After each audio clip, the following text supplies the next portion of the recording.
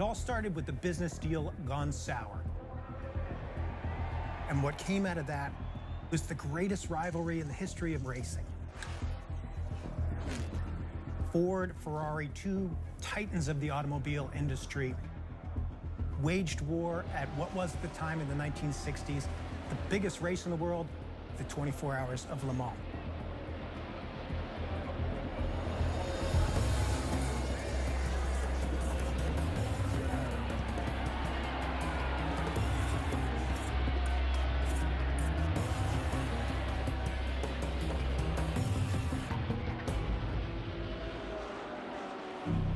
You have to imagine the scene. 250,000 people, television cameras for the first time. People all over the world were watching this one race. It was like a Super Bowl of speed. Definitely the most dangerous sporting event of any kind in the world. To win Le Mans, it meant that you were the best. Everybody drove in it. All the Formula One stars at the time drove at Le Mans, alongside all the sports car heroes. It's the ultimate venue. You win Le Mans, the whole planet knows. We're starting 55 cars. I don't think more than 15 or 20 are going to finish. For an automotive manufacturer, it proves their endurance more than any other race can possibly do. Commercially, it is the most important race to win in the world for a car manufacturer. From the moment the second automobile was built, racing was born. And the car that would win is the car that people wanted to buy. It took a lot of cheek to think it could rival the horse as a way of getting around.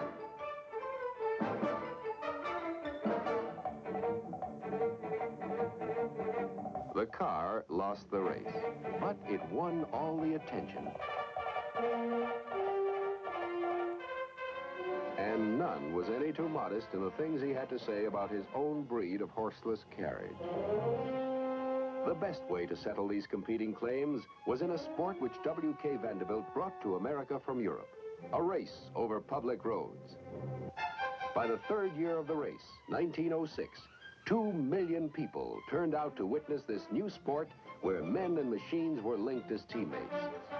Racing at 60 miles an hour on the straights, only the fittest cars survived, and those which held up in racing competition redoubled their boasting in advertising. From there on out, people who built cars knew that they had to win races to market their cars. So racing spread the gospel of automobile companies all over the world. In Detroit, a man named Henry Ford was making what he called a quadricycle. It looked like a buggy, only it had no shafts for a horse to be harnessed to. The horsepower was going to come from a gasoline engine he'd made himself. In 1901, Henry Ford was kind of struggling at that point. You know, he would end up starting and then failing twice before he started the Ford Motor Company. He was an engineer and a technical guy, and he was not one of the wealthy people at the time. He had this very pivotal race against Alexander Winton. He had the Crystal Bowl victory winner for this race. He thought Alexander Winton was the most important race car driver of the day, that maybe if he got some of his engineers and put together a car and raced Winton and beat Winton, that would be the beginning of the new launch of the Ford Motor Company. He raced a car that he called sweepstakes, but it was lighter and it was more efficient than Alexander Winton's car. And he was behind Alexander throughout most of the race, and then Alexander's car began to slow, so he eventually caught up and passed him and won the race. People came to him at the end of the race and said, anything you want to do, Mr. Ford, we're happy to invest. That's always been something in my mind that is really kind of a key element of our company's DNA, which is that we were really born on the racetrack.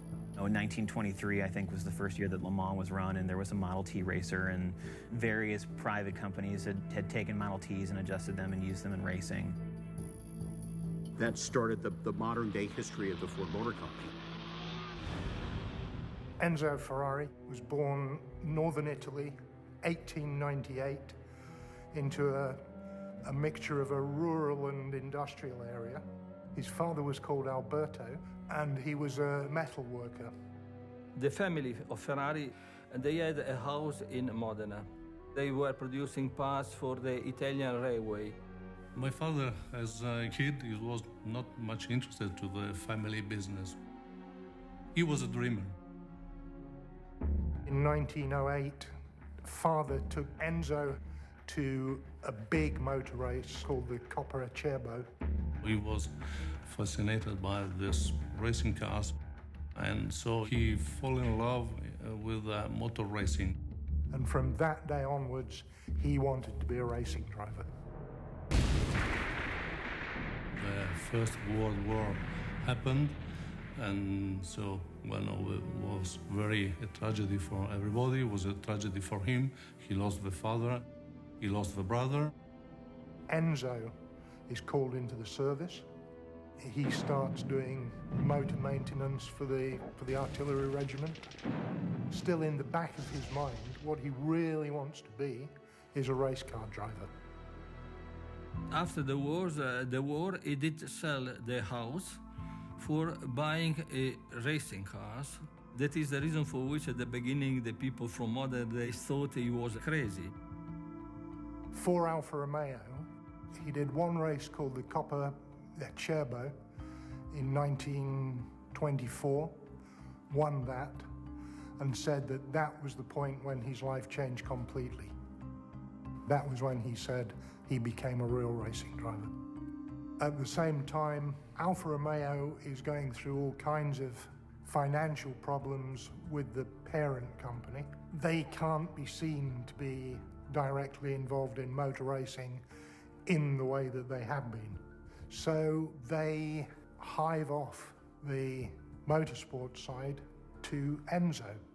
He sets up a new organization called Scuderia Ferrari, which is, in everything but name, is the Alfa Romeo racing team. For the first time, he had premises of his own. He also had a badge of his own, a black prancing horse on a yellow background. The prancing horse is a family story about my father, that he was a young racing driver. And he won 2 years in a row a race called Circuito del Savio. And in the crowd was a guy called Count Baracca. His son, Francesco, had been a World War I fighter ace in the Italian Air Force. He had 34 kills before he was killed himself. The mother of Francesco Baracca told Mr. Ferrari to use the emblem of his son for his car because he was the only man in Italy eligible to use the prancing horse. And he used the logo in 1929 when he established the Scuderia Ferrari. While Ferrari is running Alfa's Scuderia Ferrari, they win everything there is worth winning. They win Grand Prix, they win the Targa Florio, and from 1931 to 1934, they win Le Mans 4 times, all on his watch. One thing that goes all the way through Ferrari's life, he was an individual. He did things for him. So when Ferrari eventually negotiates his way out of Alfa Romeo around 1939, he gets quite a good financial payoff. But part of the settlement is that he will not be allowed to build cars using his own name for 4 years. As it turns out, those 4 years will be 4 years of wartime.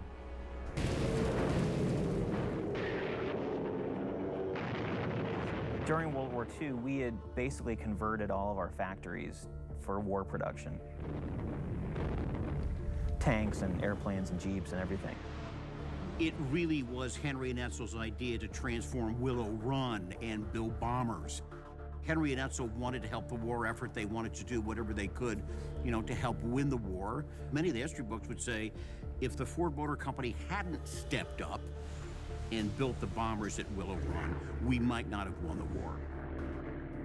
The business during the war was producing grinding machine for the army. And this was the mean to survive, to have his employees working even during the war, But at the same time, he was designing cars, and he had engineers that were working for him, designing cars. Modena is quite heavily bombed during the war. It's possible that during World War II, Ford and Ferrari had their first run-in. It's highly likely that the bombers that took out Ferrari's factory had come from the factories of Ford Motor Company.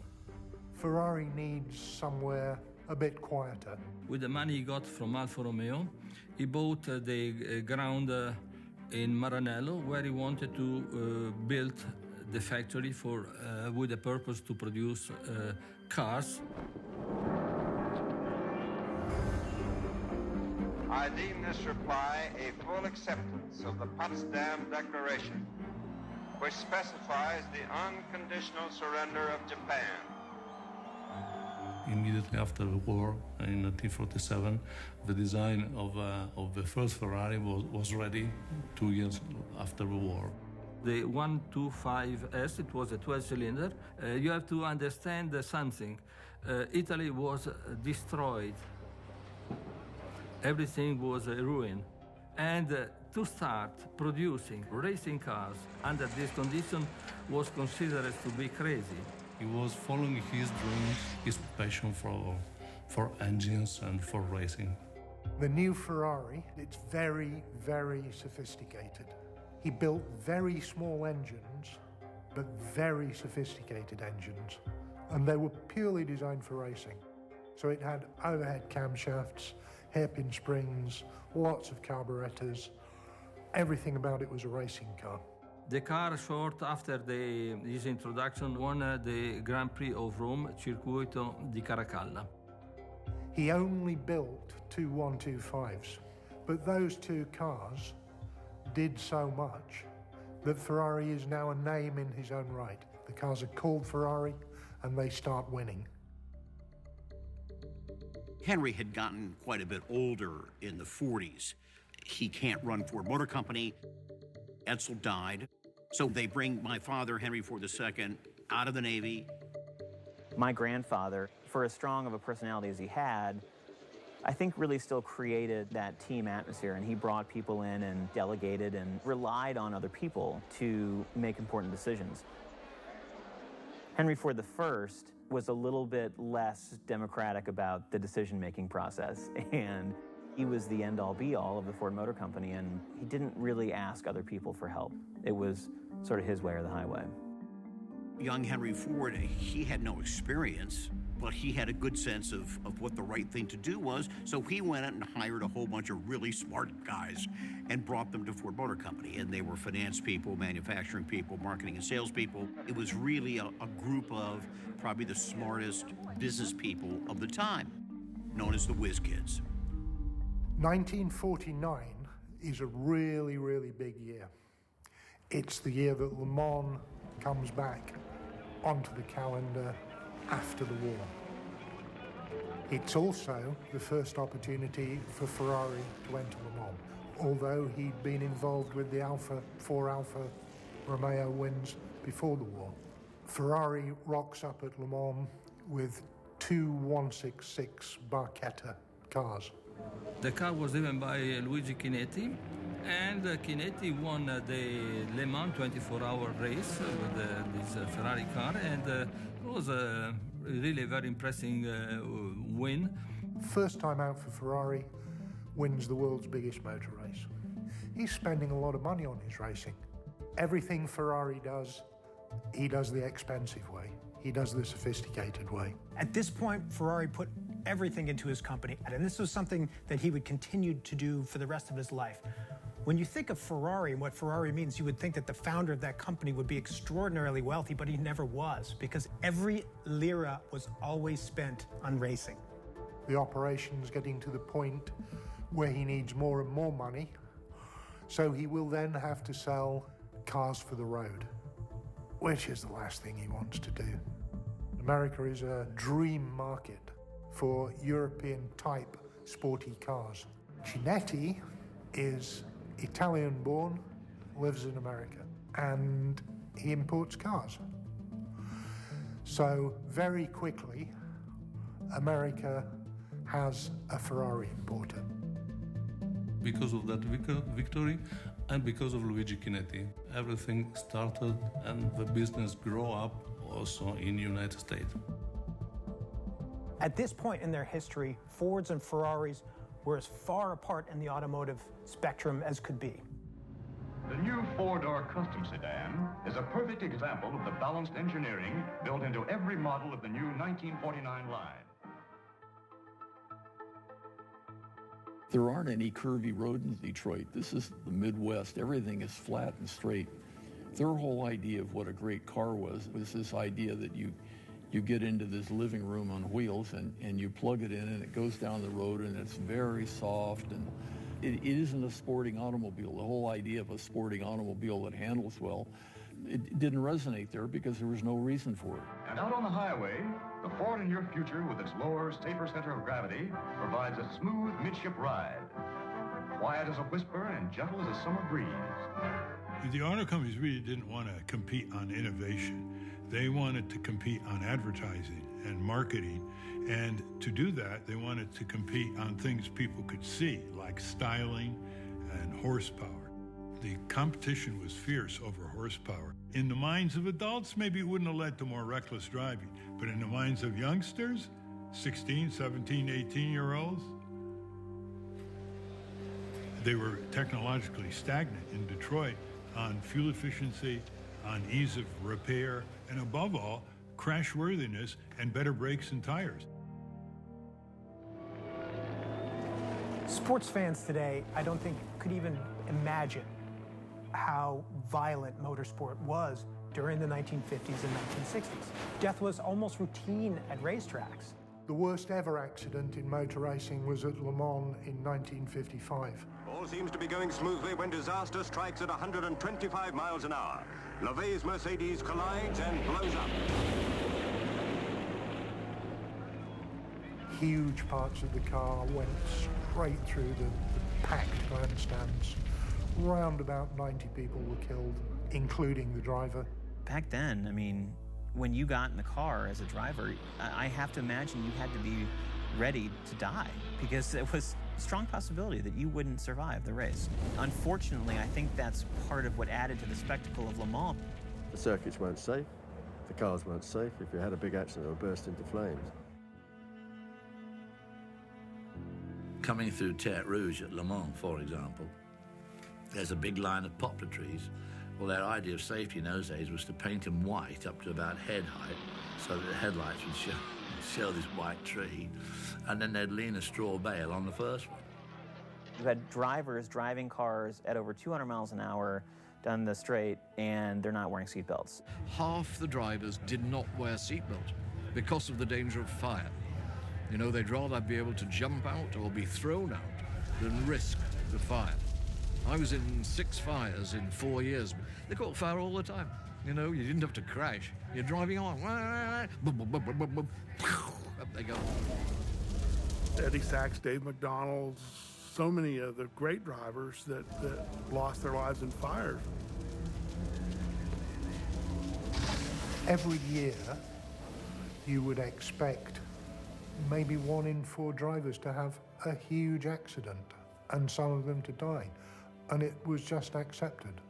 The owners and the race team people, they were much less concerned. And they just say, hey, if you're a driver, you're in a dangerous business, and that's too bad. Ferrari were the worst. I mean, safety didn't come into their mind. And if a driver ever mentioned it, you're out in your ear. Ferrari wasn't doing anything that all the other car companies weren't doing, but they were doing more of it. My father was always telling me not to become too friendly with the driver because one day they die. The history of those eras is a tragedy. The Mille Miglia was a road race around Italy. 1957, there were 5 Ferraris. One of them is driven by a guy called Alfonso di Portago.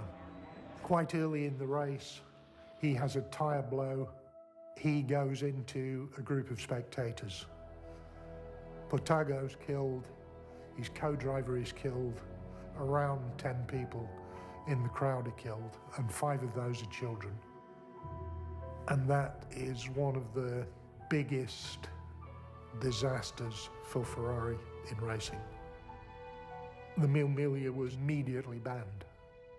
In Italian law, if a driver was killed in one of your cars, the manufacturer has to answer to the law.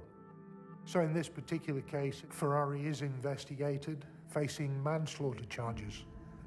It goes to legal process, and in the end, Ferrari isn't guilty of anything because it was a racing accident. There was a group called the Automobile Manufacturers of America. And in 1957, the AMA essentially mandated that automakers could not participate in racing. And my grandfather was the chairman of that committee. And so he obviously took that very seriously.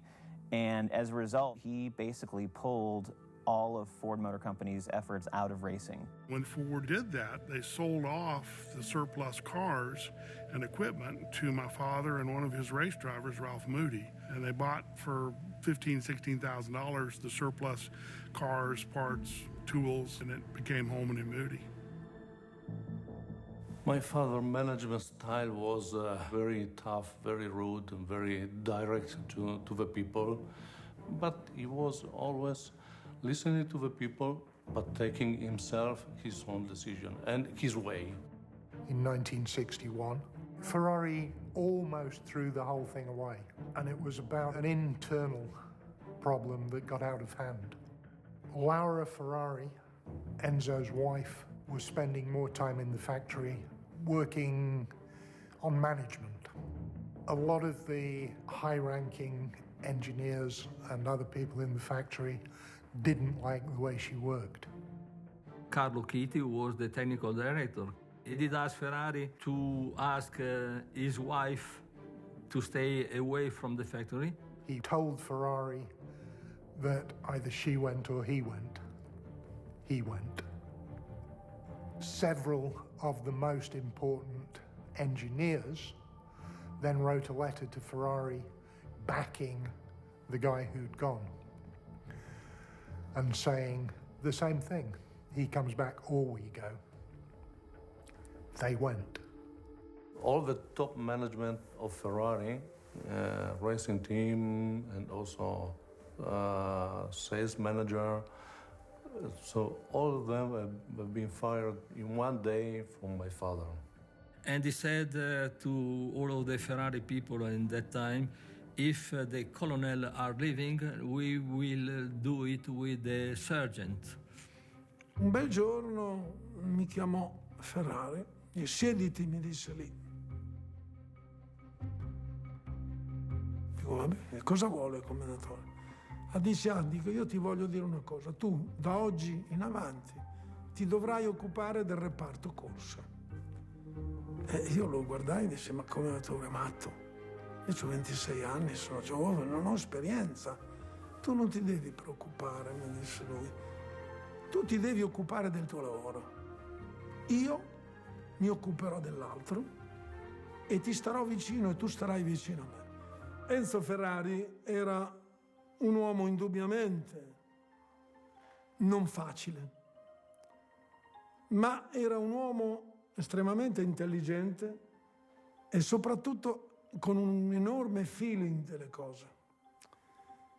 E io, dopo che lui mi aveva forzato ad accettare la responsabilità del reparto corse, avevo un rapporto con lui estremamente valido. The big companies in Detroit, Chrysler, Ford, and General Motors, they had a gentleman agreement not to put money in racing. We all agreed we weren't going to be in racing, but there was a lot of stuff going on behind the scenes. There were all kinds of maneuvers that they used. They would support third parties who could have deniability. Well, it wasn't GM. They'd use police parts, things like that. One of the programs that got cut off on this was the GM Corvette. Bill Mitchell said, we're not going to let that happen. This whole anti-racing thing is going to blow over, so let's hide this program and we'll design and build a new Corvette in secret. These executives had an agreement that they would not spend money on racing, but General Motors was cheating and everybody knew it. This was in the newspapers that they were cheating. The Corvette was dominating the American sports car racing world. The Corvettes were winning everything. People were paying attention to racing in this country. They were noticing who won on Sunday, and there really was a strong correlation to sales on Monday.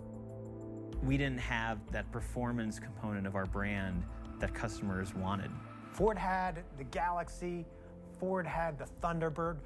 They really had nothing that could compete with the Corvette. GM had something like 60% market share, and over the course of a year, there had literally been almost a 15-point swing where they stole 15% of market share from Ford. Henry Ford flipped out and he says, hell with you guys. You know, if you're cheating and you're not going to uphold the ban, I'm announcing right now that I will not, publicly not do it, and we're going racing. Henry is at a motor race, is at Sebring, sees a Ferrari win and says, we need those red cars. My grandfather knew that we wanted to win Le Mans, and Ferrari had won Le Mans and had been winning Le Mans. I think he felt the easiest way to do it was just to buy Ferrari and then merge the companies and use their kind of technical expertise to help win. Ferrari would bring a commercial sports car that could compete with the Corvette and a racing team with international pedigree.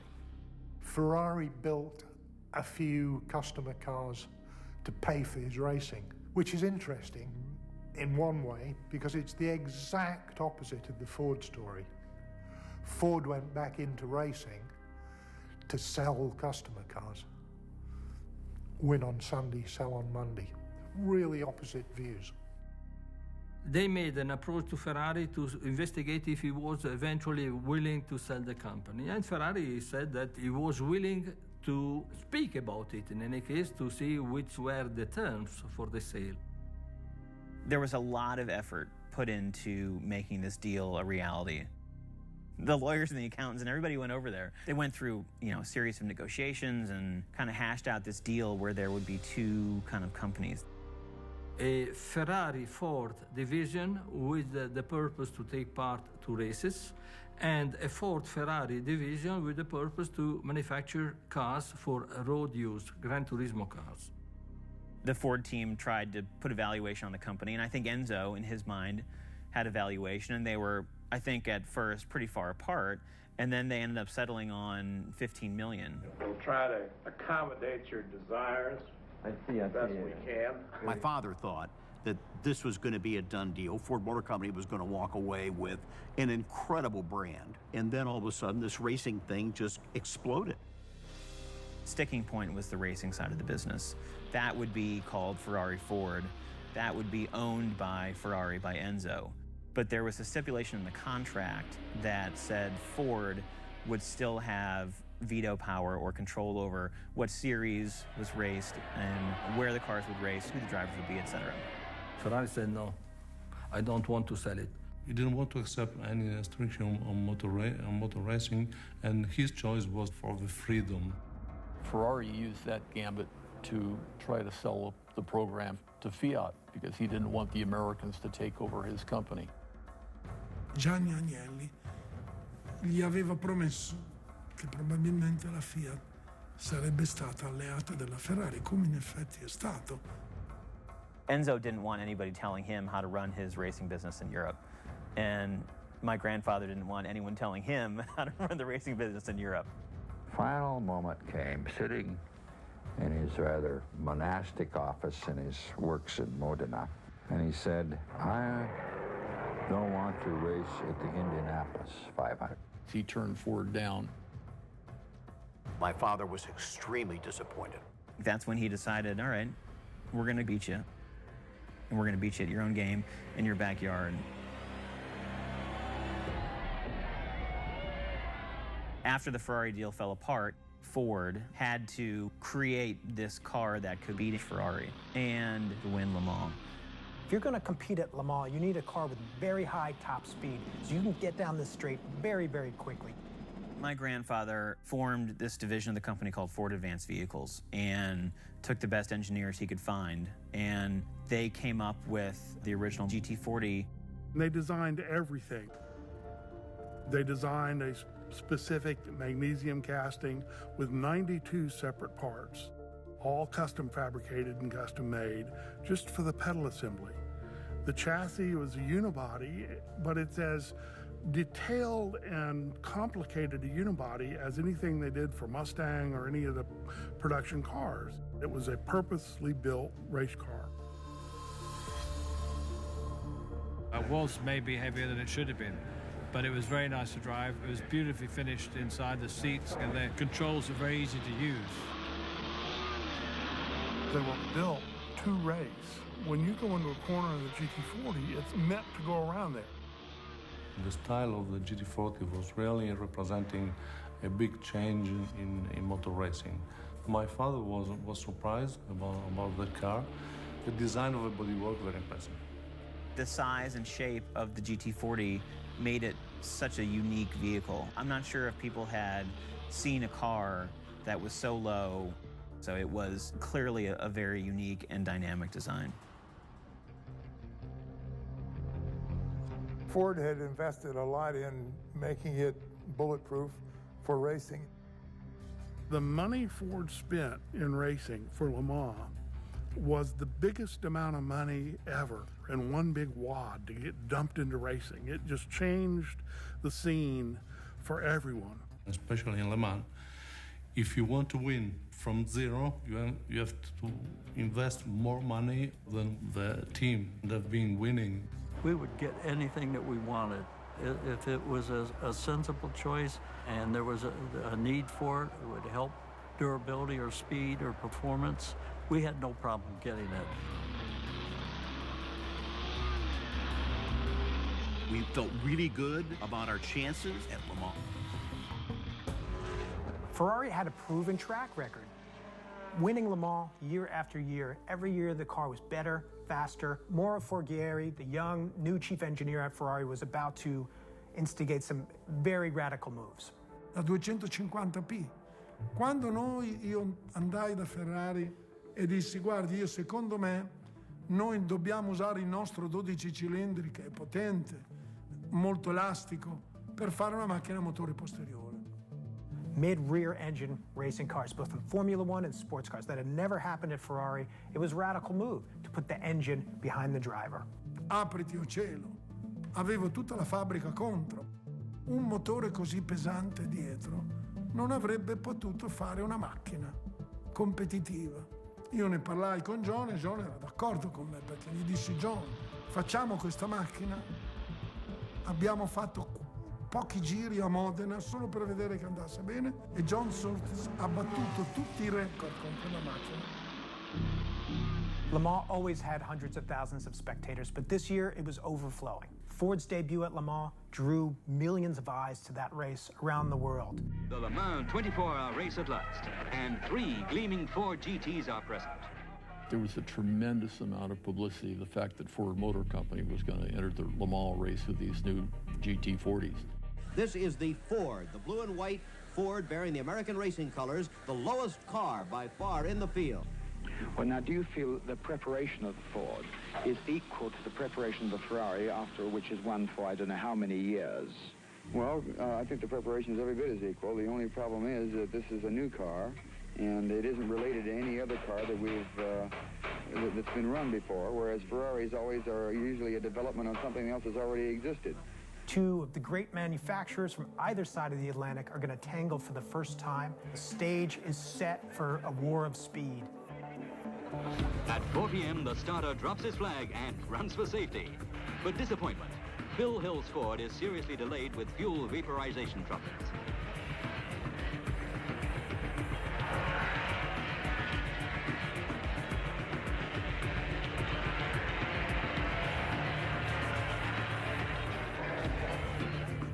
In the opening laps, the GT40 is furiously fast. There's a helicopter camera car following it. Its top speed is incredible. Do you reckon you've got anything up your sleeve that you can sort of pull out a little bit more? I could pull out 15 seconds anytime you wanted it, but we're trying to finish 24 hours. You mean they won't let you pull out the 15 seconds? Ford's first casualty is Richard Atwood from Britain driving a GT40. Going down the straight, I guess the fuel line came loose, and I could see through the rear view mirror and the glass partition between the engine bay and the passenger side, the flames coming up. And suddenly there was a woof underneath the bonnet, and I stepped away from it. And it's a sad sight, but that was the end of our race. The third car, which Phil Hill and Bruce McLaren are sharing, it's the fastest car on the field. During the 11th hour of the race, troubles brew for Ford. Richie Ginther's GT40 is retired. 13 hours into the race, Phil Hill's GT40 goes also. The cars really weren't ready to run 24 hours, but I mean, they showed right away that they were faster than the Ferraris, and if they could develop the durability, they were going to be players. So once again, Ferrari wins Le Mans in 1964, first, second, and third. With none of the GT40s getting anywhere near a finish line, Henry Ford II is not happy. They need to make changes. Ford needed a guy who knew something about the 24 Hours of Le Mans, maybe a driver who had beaten Ferrari before, and they found the guy. It was said of him he could charm the leaves off a tree. Got my driver's license at 14 years old, and the first thing I do is take my dad's 34 Dodge out and get caught by the cop for driving 85 miles an hour. Carroll Shelby started road racing at its very infancy up in Watkins Glen in some of the very first races ever run in our country after the war. And he won everything. And he wore his bib overalls, and he was a showman.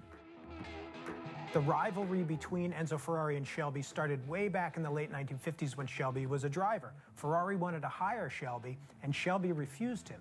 I decided to stay with Aston Martin because of the internal politics at Ferrari.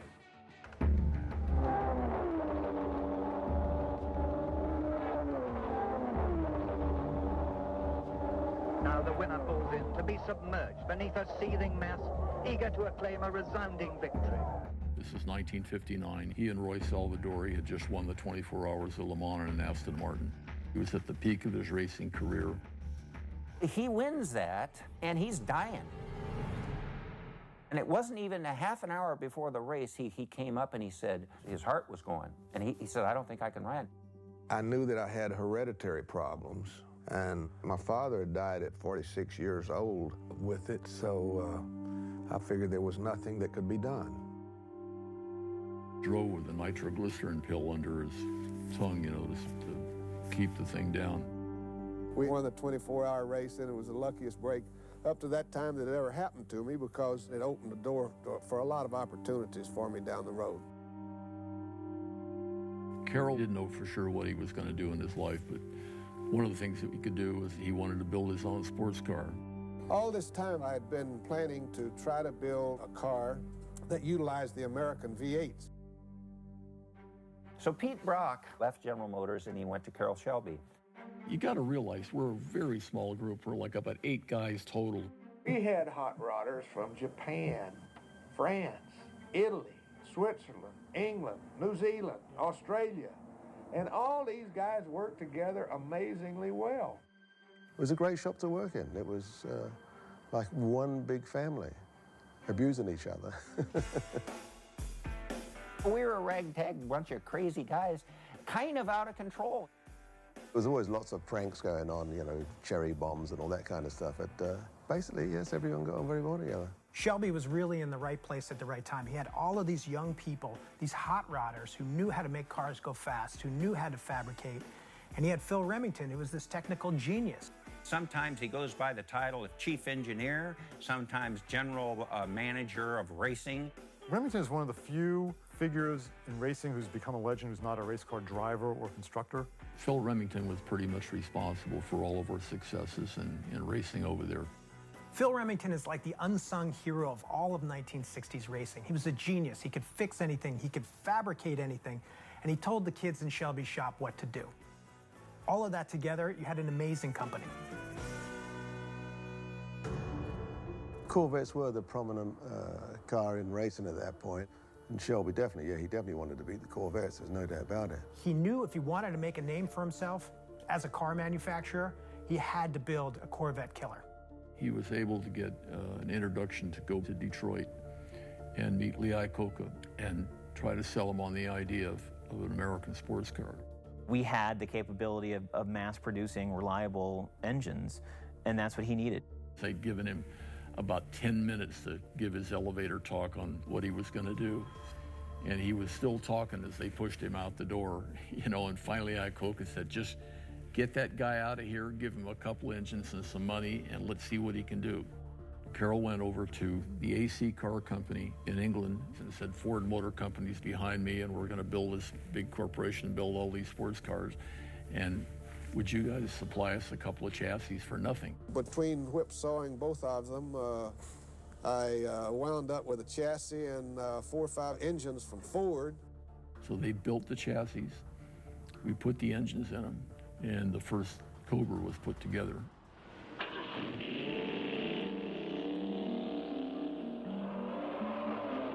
When we had the first head-to-head competition at Riverside, obviously all the top West Coast Corvette drivers were there. It took care of the Corvette pretty handily, and people at Ford noticed that. In 1963, we won the Drivers' Championship, the Manufacturers' Championship, and of course the USRC Championship. It was a recognition that Carroll, along with Ford, had found something special. We had our first true competitor in the racing car business in a while. No matter how good it was for short track racing, it was not going to be a suitable car for Europe because it simply didn't have the top speed. Everybody knew that they just stopped dead around 150. They were just like running this barn door through the air. I said to Carroll, we can design a completely new body for the existing Cobra chassis, and I think that we can make them go faster. But I said, it may not look like anything you've ever seen before. And he said, oh, hell, I don't care what it looks like. Is it going to go fast? And I said, I believe it will. There wasn't any time to do this. We had a 90-day window to build this car from the first sketch to the completed running car to get it ready for Daytona. If you wanted to make a change on a car, you would just make the changes. So you could actually evolve a race car much, much quicker than any factory could do it. And we got the car done and took it out to Riverside. Right out of the box, the car was 3.5 seconds faster than anything we'd ever run. Shelby named the car for the race he was preparing it for, the Daytona Continental. So since that day, it's always been known as the Cobra Daytona. So our next race, of course, was Le Mans. And we've got 2 Daytonas in the GT class. In 4th place overall and leading the GT division, the Cobra driven by Dan Gurney and Bob Bondurant. They're competing against one of the lead Ferraris, and they run those guys into the ground. In 1964, winning Le Mans in the GT class is huge for Shelby and for the Daytona Coupe.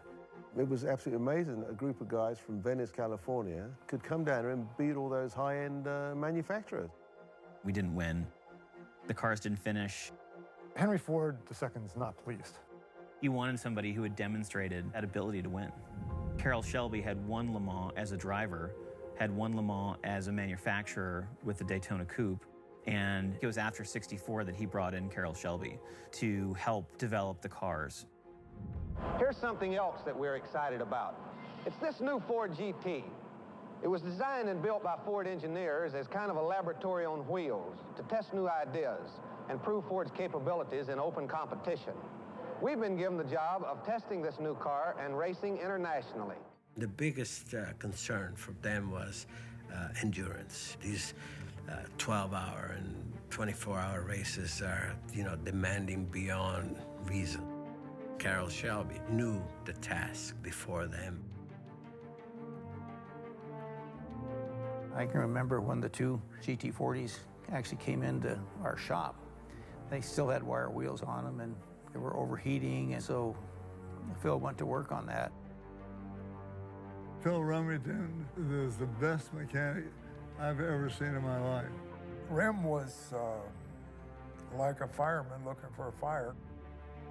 Very quick on coming up with solutions. A lot of the subsystems, braking subsystems, everything was redesigned. Changed the suspension geometry, they changed the engine. They did everything they could in the short amount of time they had before Daytona. Ken Miles was the test driver, really. He basically tested and developed most all the cars. He was an engineer prior to going to Shelby's and prior to opening his own business. Ken Miles drove it at first. He didn't like it at all. I hopped in it and I drove it, and it didn't handle great. So I brought it back, told Remington what it's doing, and so he adjusted the ride heights and suspension, changed the shocks on it, and stiffened it up. So each time that he worked on it, it got better and better and better.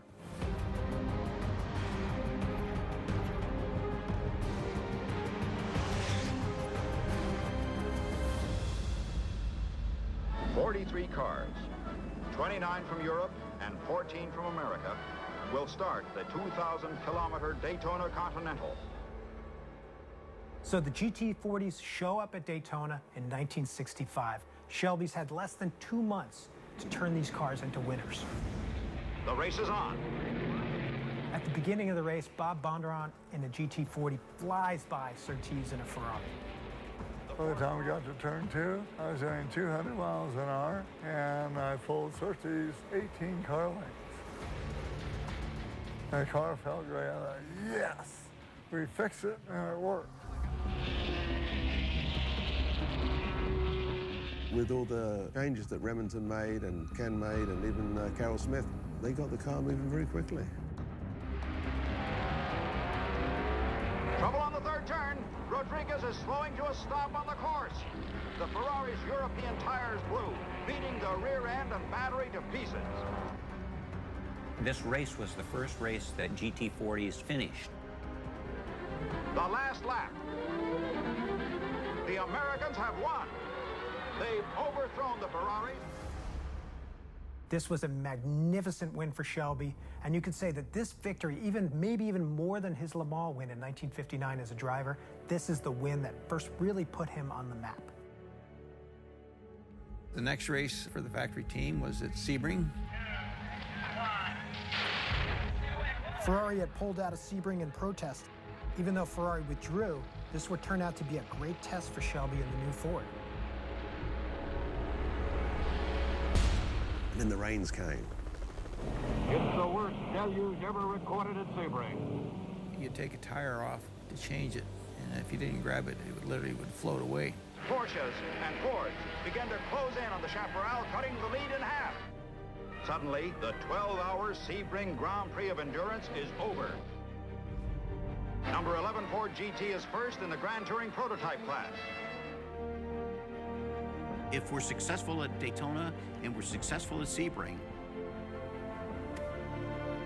By the time Ford is getting its cars ready to ship to France, suddenly people are starting to describe Ferrari as an underdog. Ford is expected to keep pace in this race and maybe win. This is the year of Ford's great challenge, an American invasion on the supremacy of the Italian giants. Ford was racing 4 of the 289 Ford GTs and 2 427 Mark IIs. The pre-race drama had centered on the strongest ever challenge from Americans. Their declared intention to beat Ferrari. In 1965, it was starting to get really serious. My car worked fantastic. I was third fastest qualifier. Ford had really built some good engines, and somebody at Ford decided to rebuild them just before Le Mans. Night before, Ford said, change all the engines. Ford debuted in 1964. There was a huge audience. In 1965, there was an even bigger audience. For the first time at Le Mans, an American car is actually favored to win. People were expecting this car to beat the Ferraris. Chris Amons first away in the Ford 7-liter, followed by Bob Bondurant, Bruce McLaren and Surtees.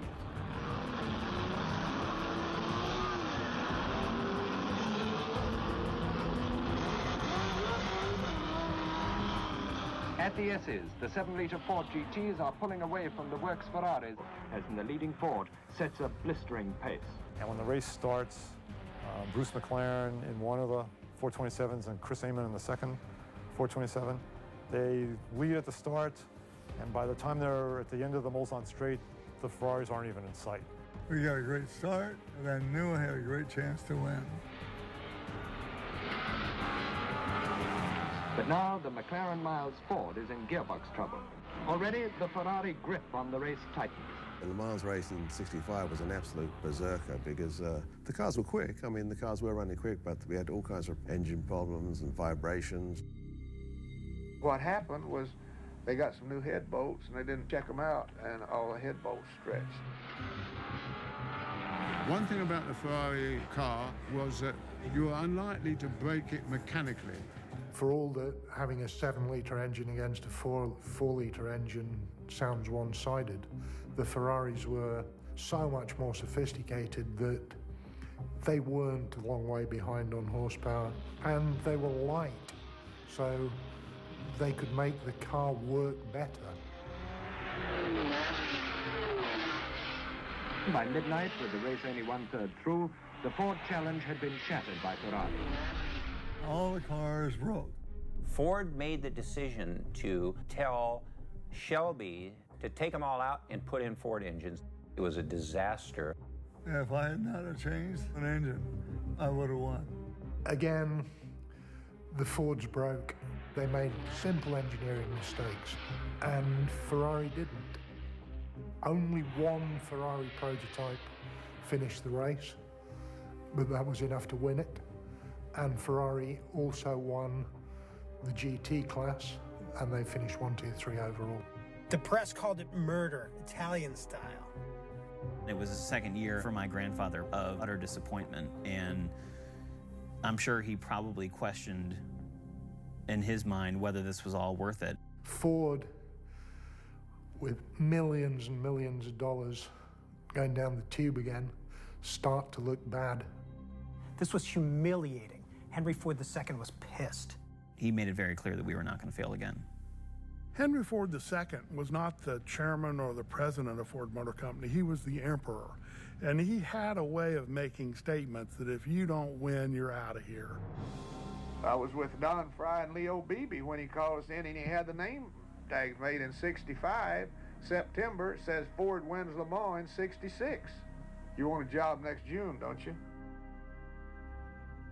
Ford decided to expand its operation. So instead of just having Shelby American, they also hired Holman & Moody, who was already running their stock car operation, and Allen Mann Racing, which had just won the GT championship with the Cobra Daytona Coupe.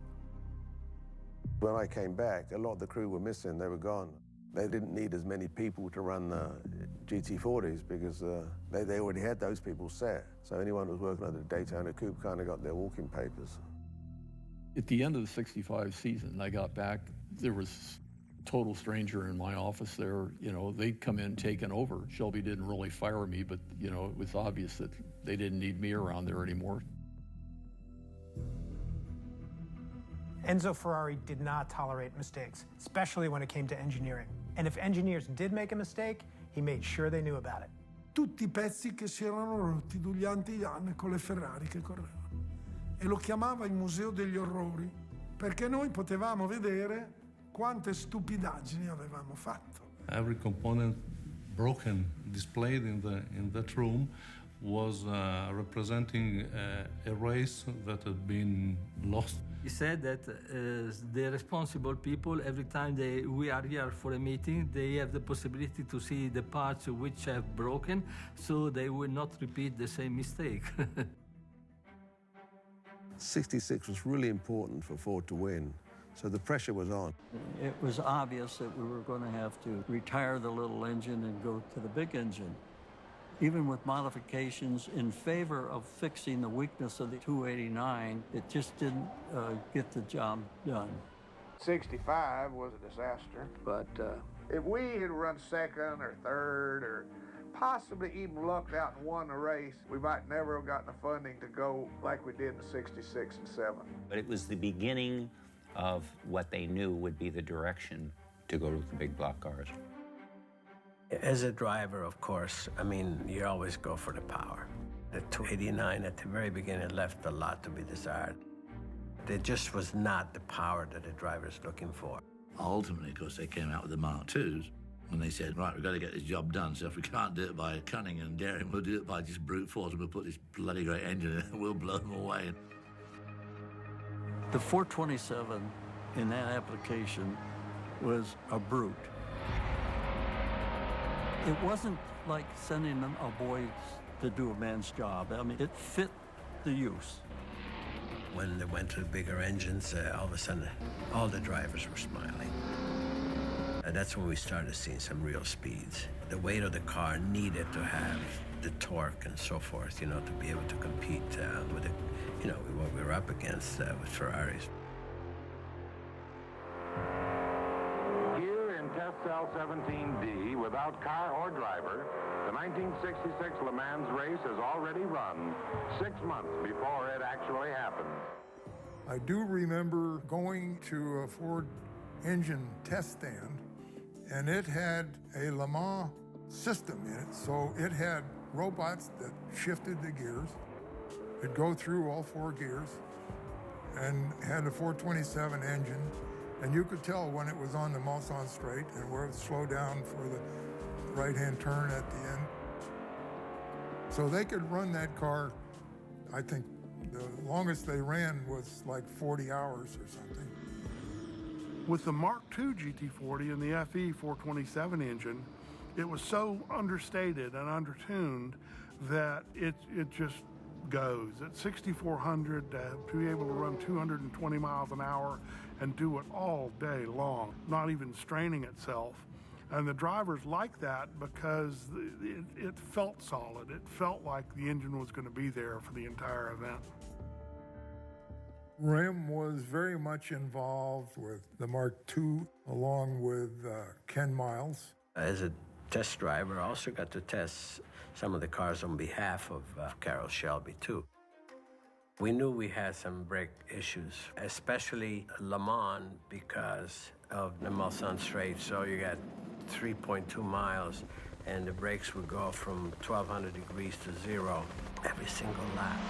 And at that point, I don't think they had the material that would withstand, you know, that repeated cycle. Phil Remington figured out how to make a quick change brake setup on them. They could change the discs and the calipers and the whole braking system on it.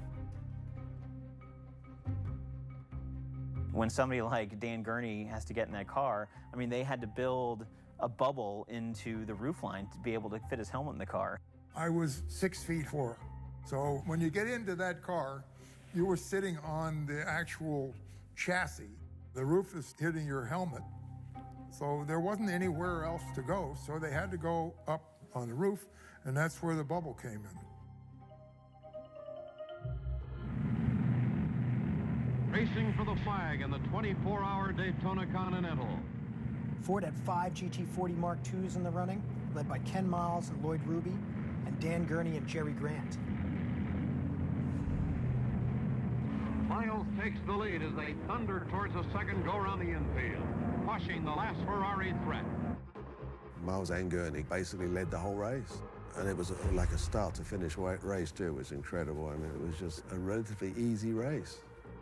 For the first time, Ford wins 1-2-3 at Daytona. This is the 12 hours of Sebring. And during the next 12 hours, we're going to have a lot of questions answered that are in the minds of racing fans everywhere. Can the Fords win 2 in a row, such as they did with the Continental, the long road race, this being the second one on the road to Le Mans? And can Ferrari come back after a rather dismal start at the beginning of this year? Can you tell us who your rabbits will be and who your steady boys will be? Well, I think we'll have Dan Gurney out front. We were going to be the rabbit. To be the rabbit is someone that obviously, you know, is quite quick. You want to entice the competition to follow that and try to destroy the equipment. If you're designated as rabbit, that means that you're expendable.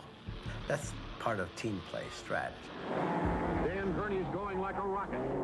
It's neck and neck now. Parks, Miles, Gurney close enough to cover with a blanket as they roar through the Webster. Ken was running second. I think at that point, Dan had lapped Ken.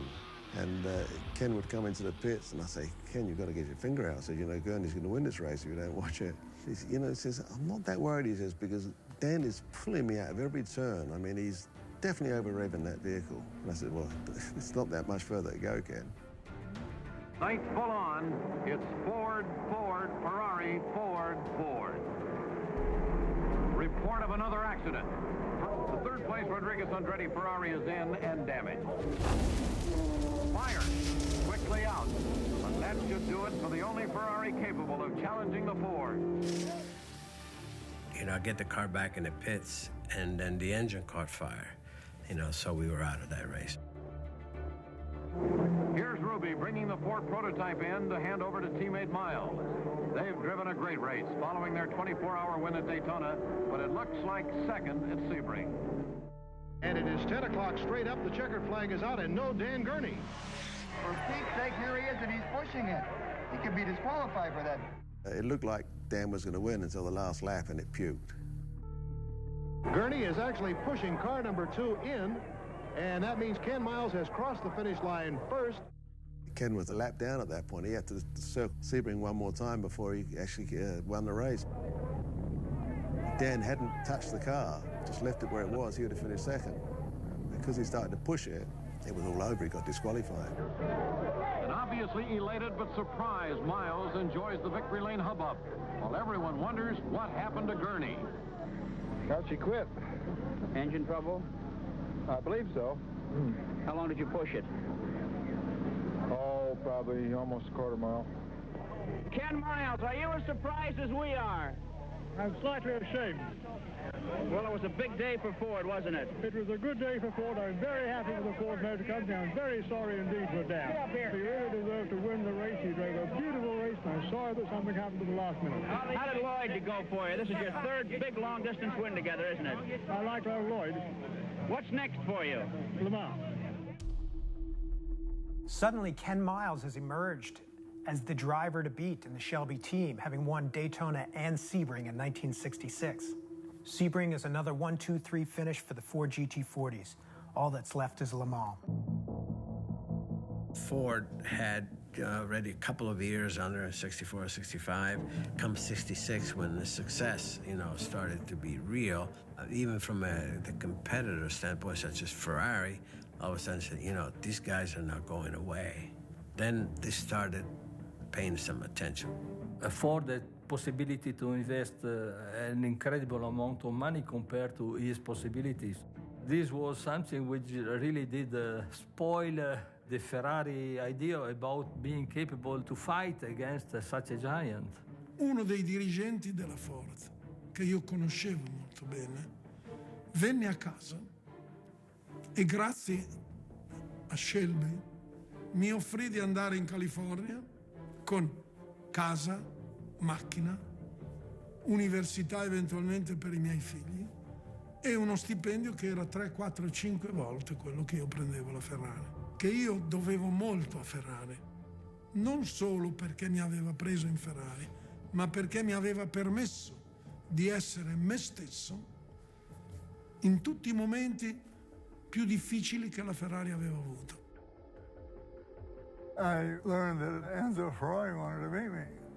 So I went down and met him, and he said, "Would you like to run with us?" I said, "Yeah, I would."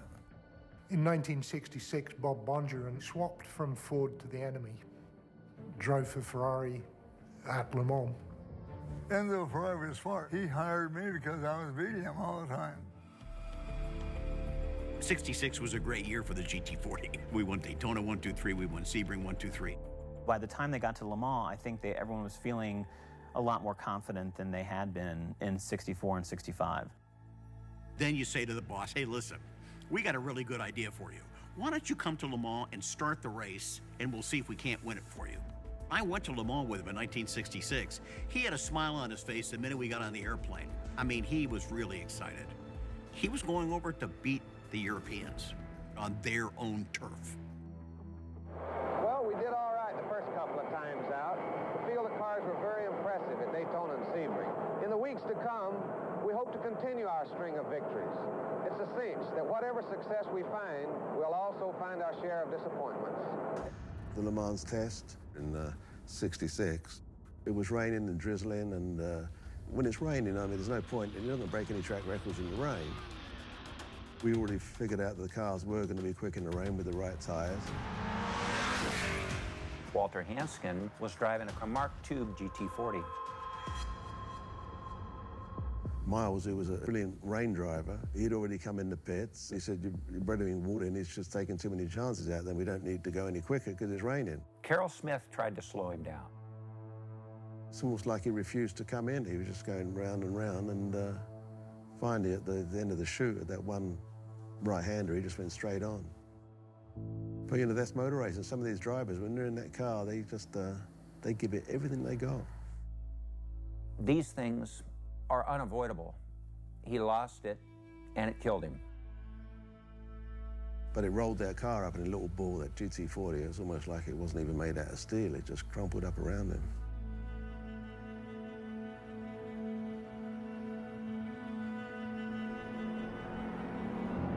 Now, with the preliminaries over, Le Mans is underway.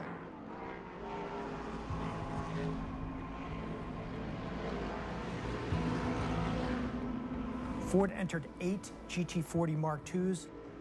Ferrari entered 7 cars. The table is set. 1966 will be the showdown between Ford and Ferrari.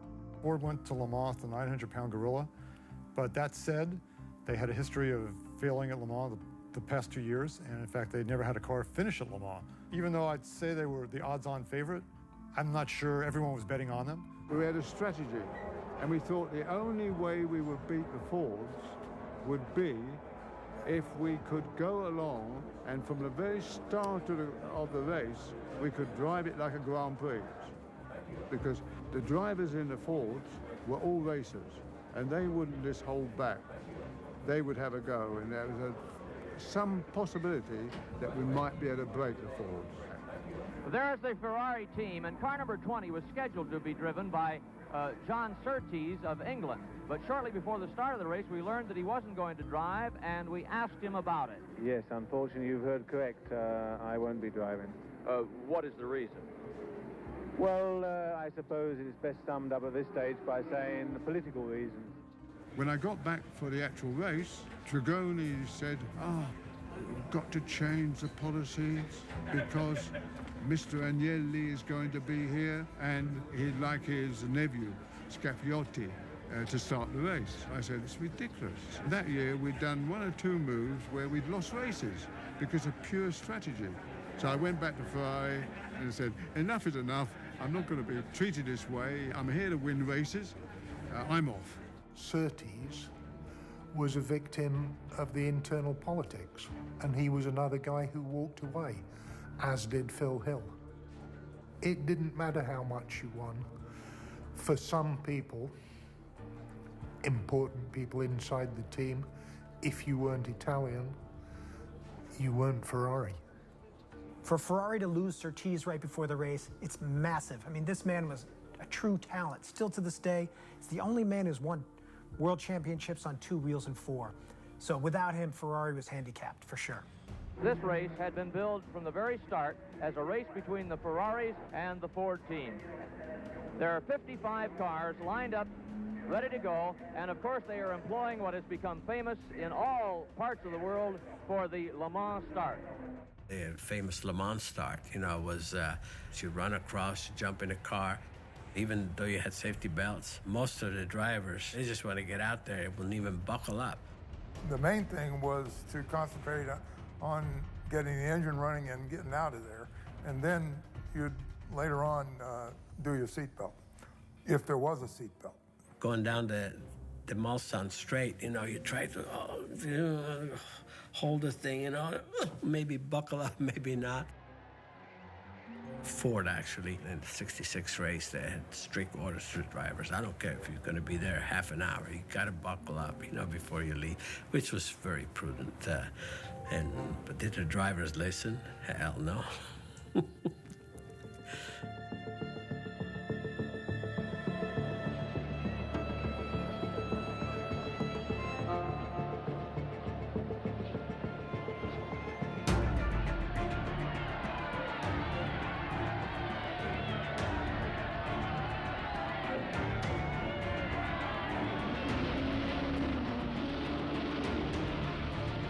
Ken and Gurney were the rabbits, so their job was to go out and break the Ferraris. When the race started, Ken Miles didn't get his door closed correctly, so he got a terrible start. And I thought, oh, this ended right from the beginning.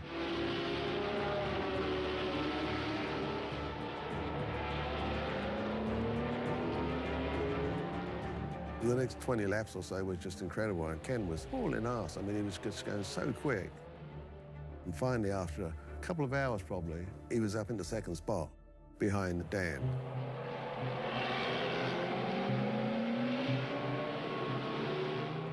Phil, the tremendous talk here has been on the pace of this race. What is your comment? It's a terrific pace.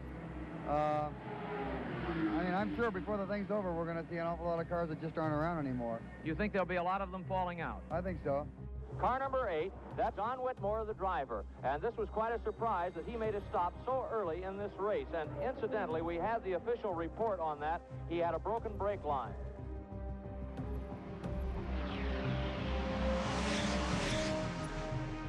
Six hours in, 2 of the GT40s are already retired, as well as 2 Ferraris. The Mark II number 1, being driven by Ken Miles and Dennis Holm, is leading, but it has been a battle all along between car number 1 and car number 3, Dan Gurney and Ken Miles, and the Ferrari being driven by Rodriguez and Ginther. Dan Gurney's car died about the 11th hour. With Jerry Grant, we led the race for a long time and then had a failure of a head gasket. It's a brutal race. It's an endurance race, and it epitomized the word endurance. 22 drivers drove, so you were going to split it 12 and 12, or somebody do 14 and somebody do 10. You don't wake up and go 24 hours and then go to sleep.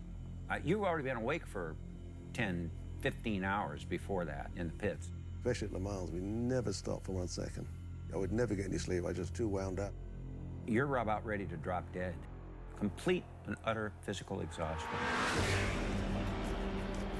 But we're still running away with the race. Ken and Denny are still really hauling ass. I mean, he was just doing a great job. The Ferraris are dropping out. Bruce McLaren and Chris Amon, they were running several laps back, but still running really strong. As the race was a few hours from the finish, it looked like the car wasn't going to break anyway. Ken was going to win the race easily. Miles is now in first place, and he's lapping at amazing speeds, faster than they told him he should be going. Miles has won Daytona. Miles has won Sebring. So if Ken Miles wins Le Mans, it would be the Triple Crown. No driver had won the 3 premier long-distance endurance races of the era. The word came down, presumably from my grandfather, that he wanted to facilitate this 1, 2, 3 finish. Henry Ford told Carroll, he said, you got to slow him down. When they told Ken, he was very, very upset. He's leaning on the pit wall waiting for his stint on the drive, and that's when he first told me they want me to back off. I was like, you're 3 laps ahead of him. How are they going to slow you down with 3 laps? He said, well, they want to slow me down on the back chute and then longer pit stops and things like that. I said, well, no. I said, that ain't going to happen because I'm not going to slow down on bloody pit stops. He talked to the Le Mans officials saying that we can do a dead heat, which still meant that Ken had to slow down to let Bruce catch up, which he did.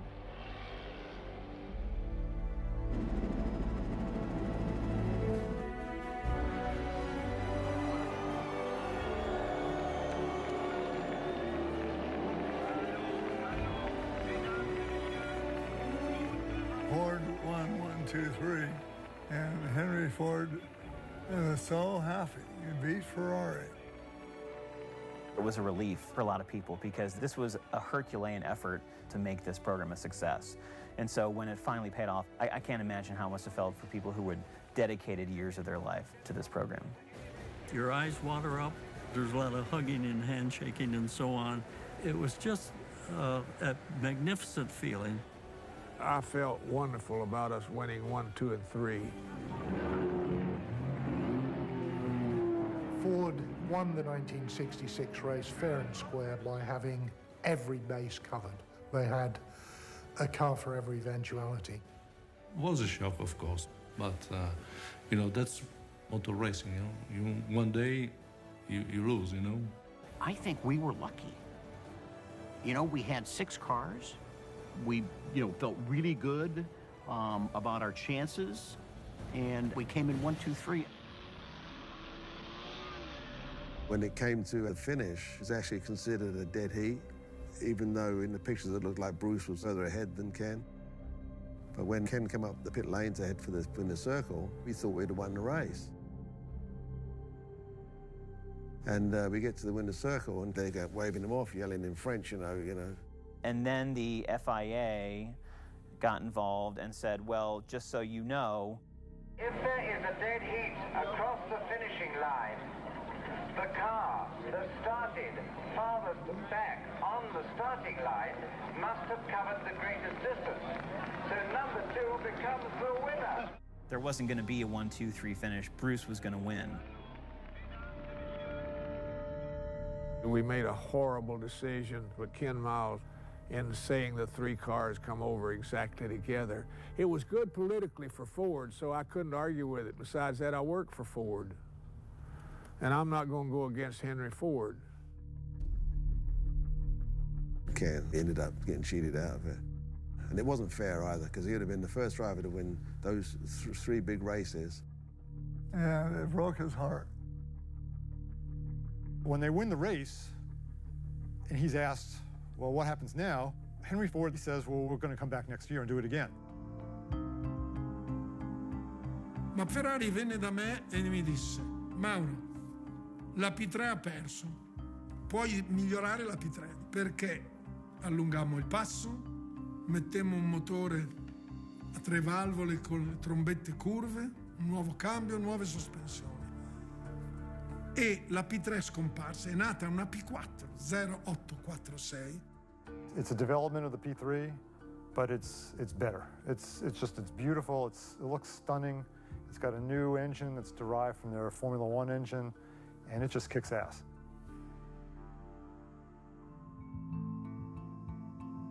At the latter part of '66, Carroll Shelby, Phil Remington, and the Shelby experts were making a faster, quicker Mark IIB. My grandfather was determined to make sure that people knew that this was not some kind of fluke. And so development of the cars continued in '66. The J car was a prototype that they had used this kind of honeycomb pattern, and I don't think they knew exactly how durable it was.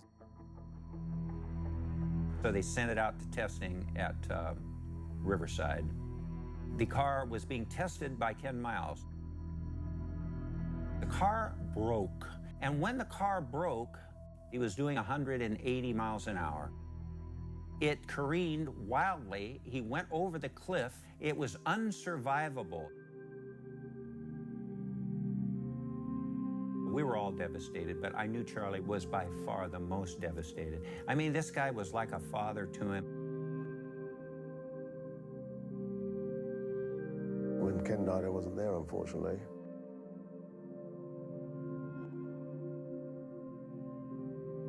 I never really lost a driver.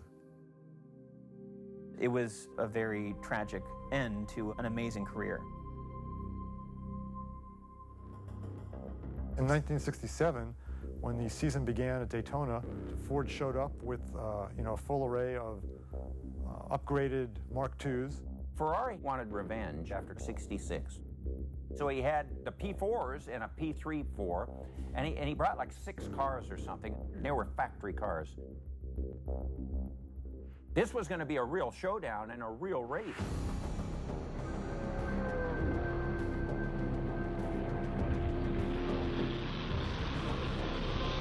They had all these entries, and they were all big blocks. A horrible goddamn thing. They started coming in one after the other with broken transmissions. Only 1 out of 6 GT40s finished at Daytona in 1967. Enzo Ferrari gets his revenge. Ferrari won the 24 hours of Daytona with a 1-2-3 rival with a 2 P4 and 1-4-1-2.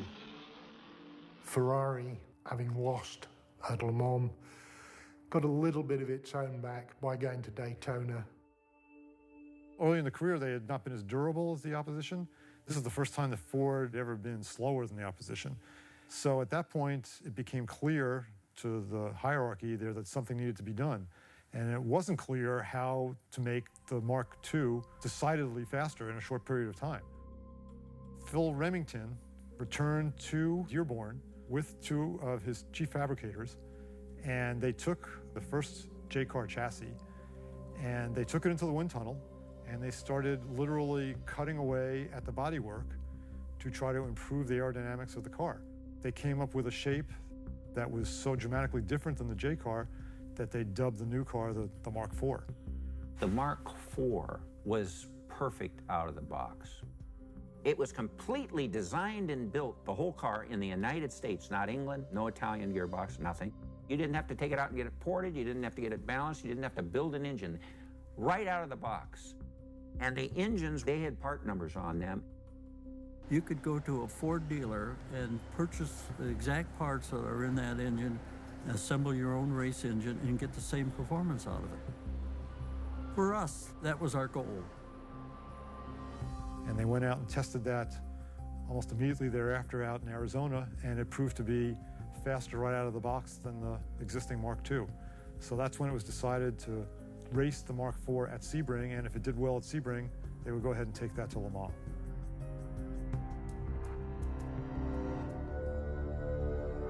Fast is the competitively untested Ford Mark IV. The super sleek lemon yellow Mark IV is Ford's standard bearer. Bruce McLaren and Mario Andretti will be at the controls. What about your strategy in the 12 hours? Well, I think we have a car that should be fast enough to lead it if qualifications are any indication at all. Ford's only other factory entry, a slightly reworked version of last year's victorious Mark II. Lloyd Ruby and A.J. Foyt are in command.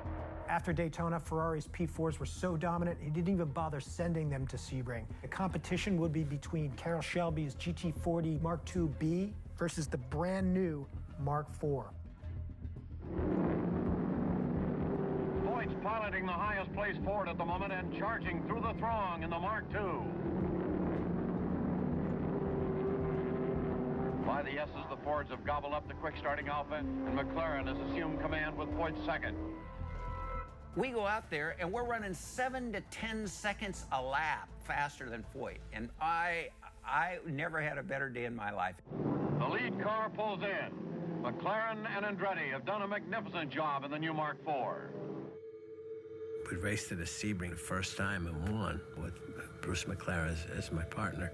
And so, as you could see, at Mark IV, I became the envy of the competition. Ford comes back to Le Mans in 1967 with a whole new goal.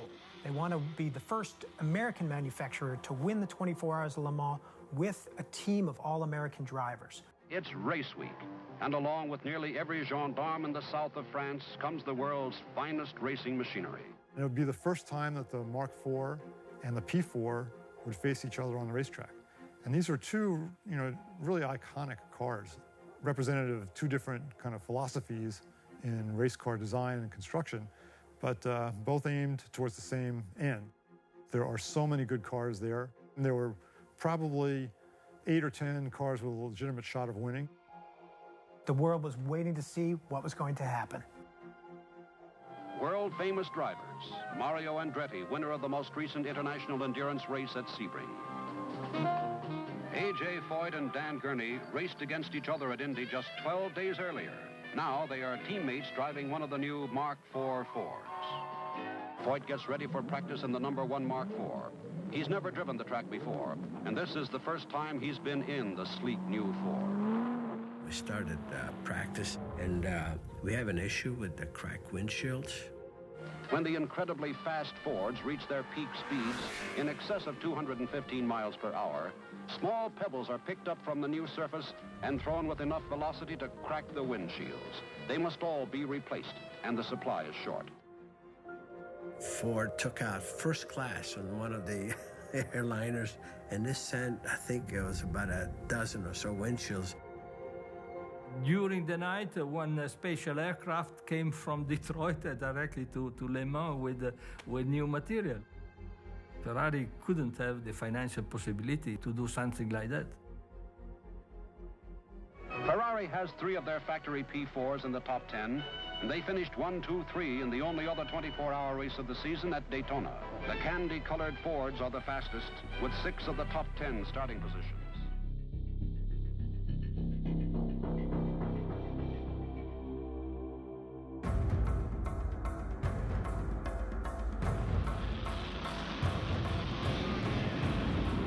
Ronnie Bucknam, driving the number 57 Ford Mark II, leads the pack off the starting grid. Bucknam leads the pack down Mulsanne Street. He's in the car and gone, and he comes back after the first lap, 30 seconds ahead of the second-place car. Here comes the rest of the pack, 2 Ferrari P4s and 2 Fords. As the race progressed, the Fords took the lead. The Ferraris were not too far behind, but we were pulling away from them.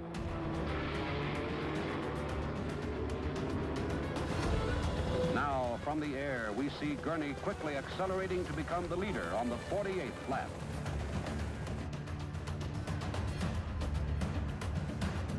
Foyt begins his 2-hour stint behind the wheel, his first appearance in competition at Le Mans, and with only 10 practice laps under his belt.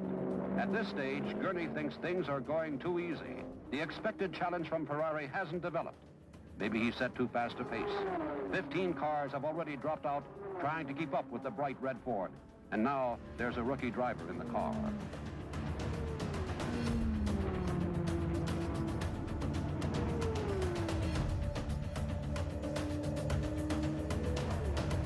GT40, if it has an Achilles heel, it's in the brakes. It would go about 212, 213 down the straightaway.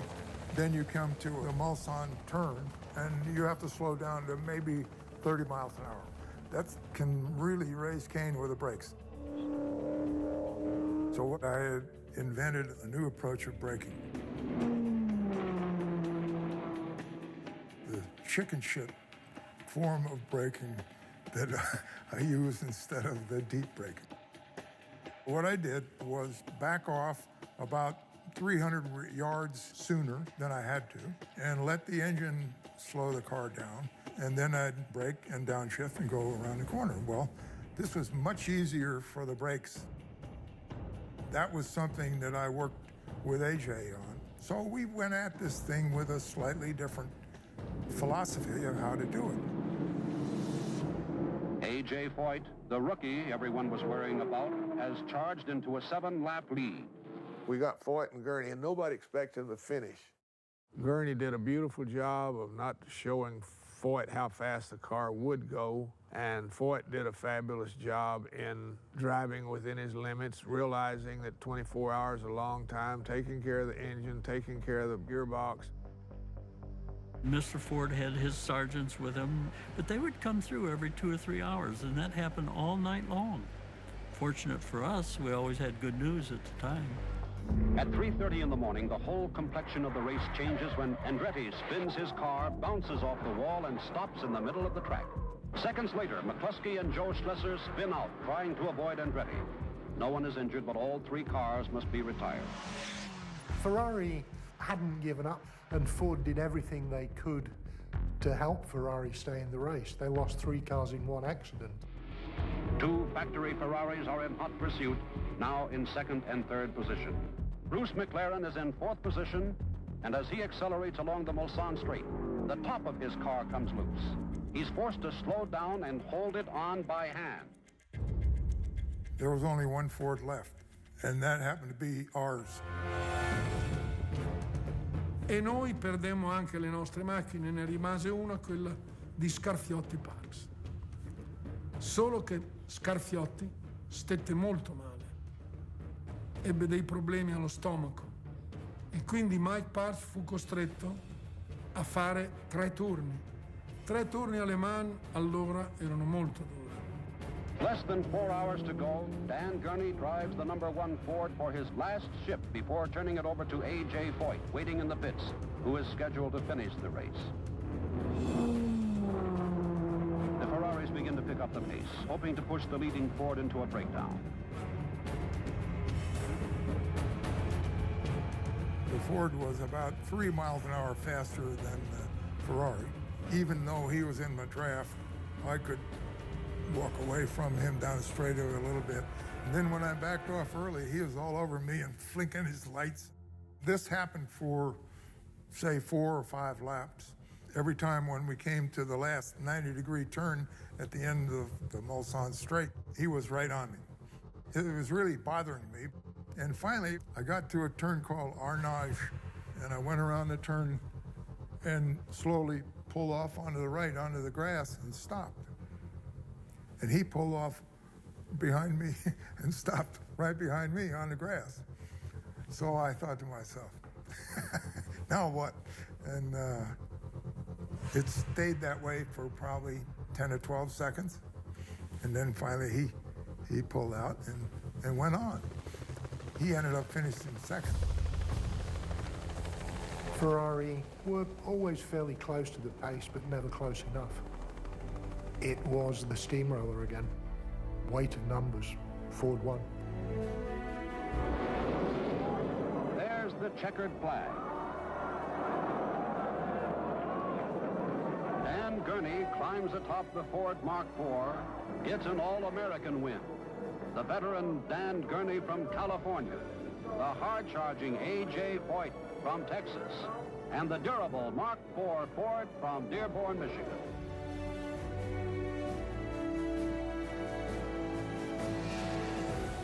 Foyt and Gurney were the least likely winners, and we were given them, and everybody thought they'd blow up. Well, they didn't. The Ford guys were just over the moon. I mean, everything they could have wanted, they got at Le Mans in '67, which was great. Foyt was lighting cigars and cigarettes with 100-franc bills. I mean, it was just, everyone was going berserk.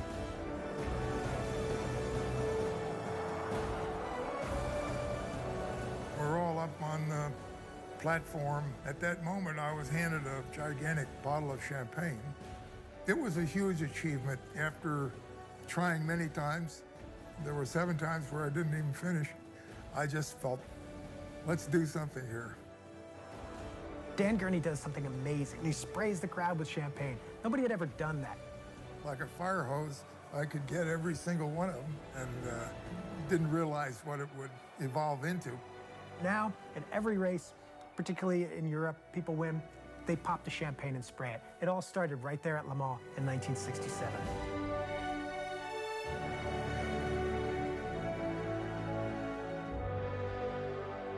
It meant a great deal to all of us.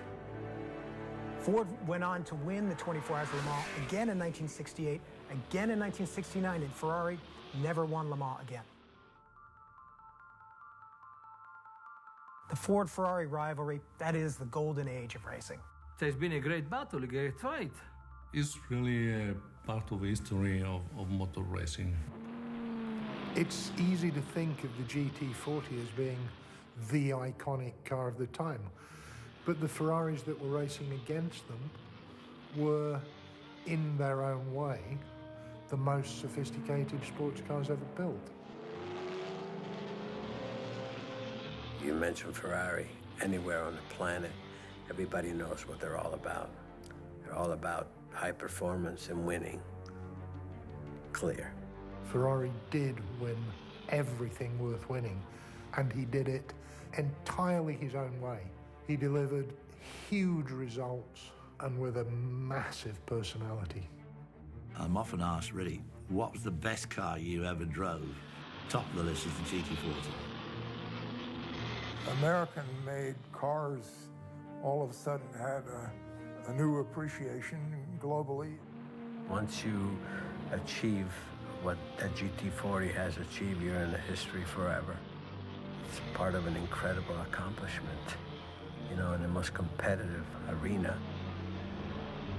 The legacy of the GT40 and the Ferraris that raced against it was really to start the modern generation of Le Mans. It was the start of big money factory teams, really changed from being specially prepared sports racing cars to being cars designed from the ground up just to do Le Mans. Now the cars are bulletproof, the drivers drive flat out. We couldn't do that.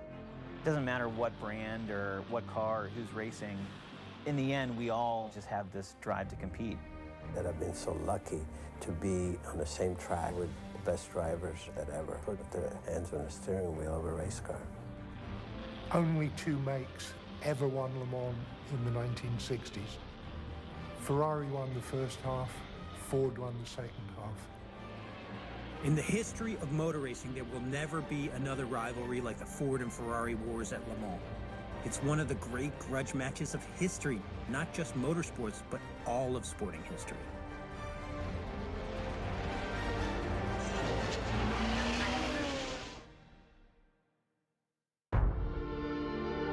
Such a historic occasion, 50 years on from the 1-2-3 finish, and we're back for another crack. So to be back 50 years later with my dad is kind of special. Tricolor is going to be waved by Brad Pitt. We are racing the 84th running of the 24 Hours of Le Mans. The Ford GT, the Ferrari, battling it out. We had the problem at the start with the car. We're going a couple laps down right now.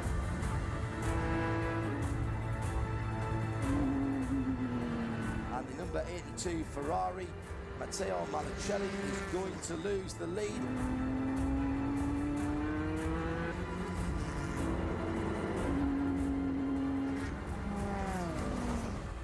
Oh, that's the racing competition going out, Ferrari.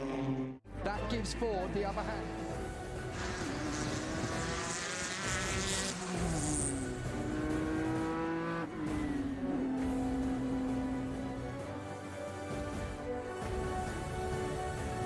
The reason the car was created was to win this race. 50 years later, after the infamous 1-2-3, and we did it.